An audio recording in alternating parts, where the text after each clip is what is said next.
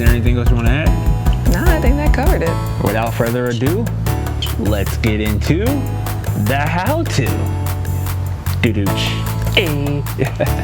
All right, so Rebecca is going to be our demonstrator for this move, and I'm going to be as explanatory as possible for our blind and visually impaired viewers that is a part of our Jump Rope Master community. So forgive me, but do not forgive me for being over detailed. And don't worry, if you have sight, you can still listen to what he says and see what she's doing at the same time. So yeah, I mean, but the good thing about our descriptions is you don't have to have sight in order to see figuratively or literally what's going on. We're accessible for everyone. Hey. But okay, without the small little flex, let's give y'all what y'all came here for. We also give you a little bit of humor. Yeah, I know, right? We gotta put our personalities in. But okay. All right, basic bounce. How am I doing this? All right, we're starting from the ground on up. So first off, we start with the feet. We're gonna use the description of a clock face. If forward towards where you're looking, we're looking towards the camera. I hope I'm looking towards the camera. Our toes are gonna be facing towards 12 o'clock. Our feet are right next to each other, about, what would you say, 3 inches apart? Yeah, 2 to 3 inches maybe. 2 to 3 inches apart, so at least shoulder width apart, if anything. You know what I'm saying? You wanna keep right there underneath that center of gravity, toes facing as forward as possible, you know, at least towards 12 o'clock, because sometimes, you know, you get those people, me included, sometimes my toes may be pointing towards 11 and 1, you know, sometimes it may be 12 and 11 or 1 and 12, you know what I'm saying? But either way, you want your toes to be facing as forward as possible. Sometimes, you know, my heels are pointing out towards, you know, maybe even 7 and 4, you know, you're pigeon-toed. Sometimes I'm pigeon-toed. Yeah, so it's pigeon-toed versus duck feet. Think that, y'all. If you want, everything should be facing 12 and 6. So forward and backwards. Make sure your feet are no further than shoulder width apart, but you can have them closer together too. They don't need to be like touching, but even just like a small, like even an inch in between your feet is perfectly fine. What comes next is the important part. As y'all know, jump ropes help with for mobility, flexibility, you know, agility and stuff of that nature. So if your toes are pointing out or even in, you know, as long as you can jump and then hopefully you start making those gradual improvements, that's what's important. You know, we're going to keep this as low as impact as possible, which is a great segue into how high should you jump off of the mat or and also how surface. Are we jumping off? Exactly. So you're jumping a ½ inch to 1 inch off of the ground. First and foremost, ½ inch. Small little jumps. Small jumps. We use speed ropes for a reason, because as you can see, the speed rope itself is very thin. Right now we have our wire jump rope. Another pair that we use is a PVC, is that what it is? I guess. Yep. PVC piping. And so that's also another thin kind of material, and it's very durable, and it can go fast as necessary in the jump rope workouts that we have here in our course. But it doesn't take much to jump over the wire. Now, if you get into a bigger rope, of course, if you have a 1/4 pounder or a 1/2 pounder rope, you know, work with what you have. You're going to have to jump a little bit higher. You know, you may jump that 1 to 2 inches off of the ground, but of course now it's all about how you're landing and how you're pushing off, which now leads into the balls of your toes.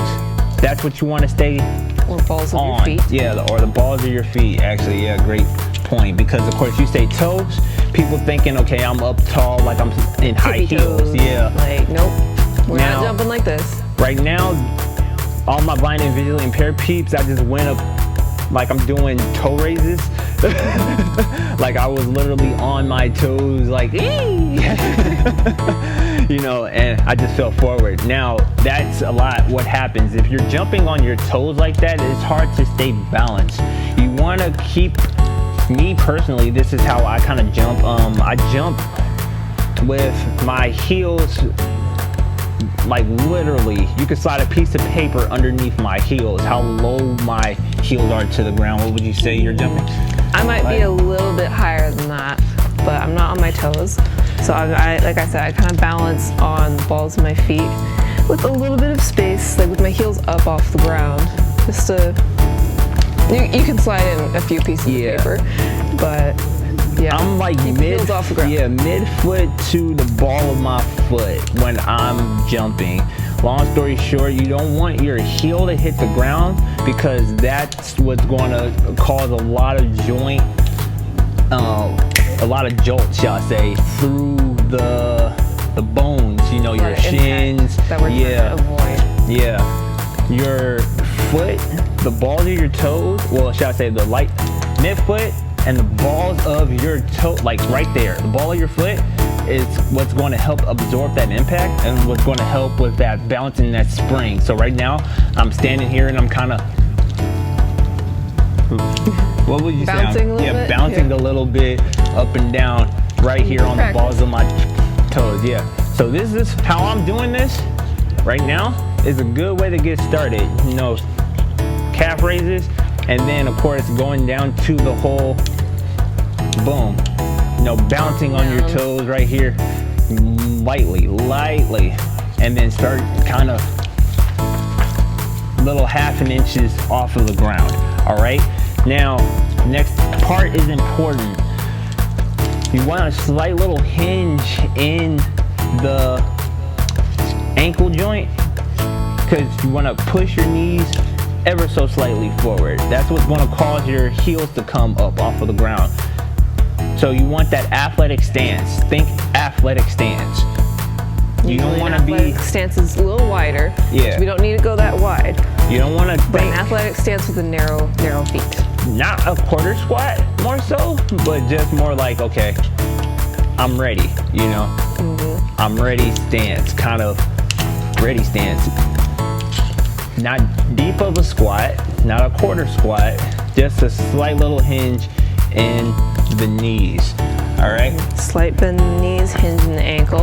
That's what's gonna, yeah, that's what's gonna activate now that gastrocnemius, aka your calves. You're gonna use your soleus in order to help balance, which is underneath your big muscle of calf muscles.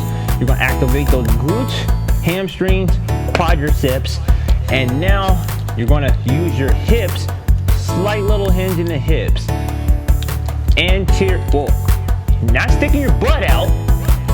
You know, you don't want to stick your rump out, but you want to stay straight as possible. Yeah, straight as possible, because you want your back up straight, up tall. You want to think up tall, right?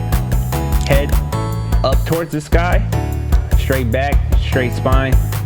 Think core tight, almost like you're planking upright, because when the rope starts swinging around you, this rope is going to pull you left, right, frontwards, backwards, every which way. It's very easy to fall backwards, at least for me, when I first started jumping, because I wasn't getting my core. So I'd bend or arch my back, stick my butt out, and I just fall backwards. Yep. So and that's what's going to bring you back on your heels a lot of the times, and you're not going to be able to jump effectively. You know, and if you're too far forward, then you're just going to, the rope is going to land too far forward in front of you at the same time, and then that's also going to be frustrating because now the rope is just slapping off of the ground, and then you're slapping going to your legs. Yeah, slapping your legs, and then you're just going to wind up with a lot of rope, like not fun. Don't. Yeah, exactly. Now we already showed y'all how to measure your ropes out, so of course you already did that. You know your rope length. Mine is, I believe, chest height. Rebecca, you know yours. Mine's about my armpit, I think. Yeah, and of course, you know, we measured ours out to, you know, the level of jumping that we want to accomplish and stuff like that. You know, we mentioned that already. We don't have to repeat that. Y'all go back and check out that video if y'all want, right? But make sure you got a rope that is going to work with you, all right? Now, when it comes to, that's the upright, that's the posture from hips on down and on up, right? So now we got that. Arms. Explain the arms to them.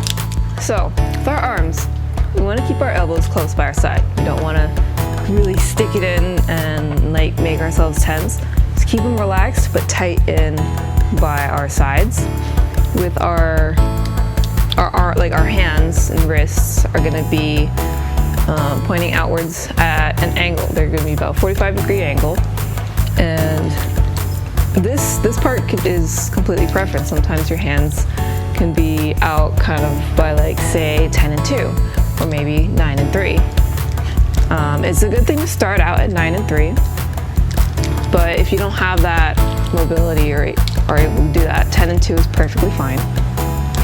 And keep your shoulders back. We gotta get that back engaged. And when she says shoulders, back, hips, and toes, shoulders, hips, and feet are all on top of each other. yeah, now when she says back, of course, your chest is going to be out a little bit, but make sure you're keeping your shoulders back and down. You know, you want your... So no hunching. Yeah, no hunching. Because of course, remember, if you bring your shoulders back a lot of the times, that arches your back. You want that core engaged. You want your core to stay tight. So shoulders back and down, that's going to help keep that core engaged and that core involved. Now, based on the length of your rope at the same time, you know, that is what's going to indicate if I'm going to have to bring my arms forward a little bit or if I'm going to bring my arms back a little bit. You know, there is some jump ropers, they'll jump rope not with their arms out to the side, as we're just saying, in the sense of like 9 and 3, and their elbows in tight to their body, you know, activating them lats and stuff. They may jump rope with their elbows honestly back and their arms are facing towards 11 and 1. You know, it's just all based off of their size and your style. Once you start building this jump rope mastery, you start putting your flow to it. You know what I'm saying? And then you start being like, okay, you know, I may want this kind of a rope. You know, having your arms like this at 11 and 1 with your shoulders back may be easier to do some, you know, crosses and stuff like that, just because it's like right here and you don't have to come from here to here, you know.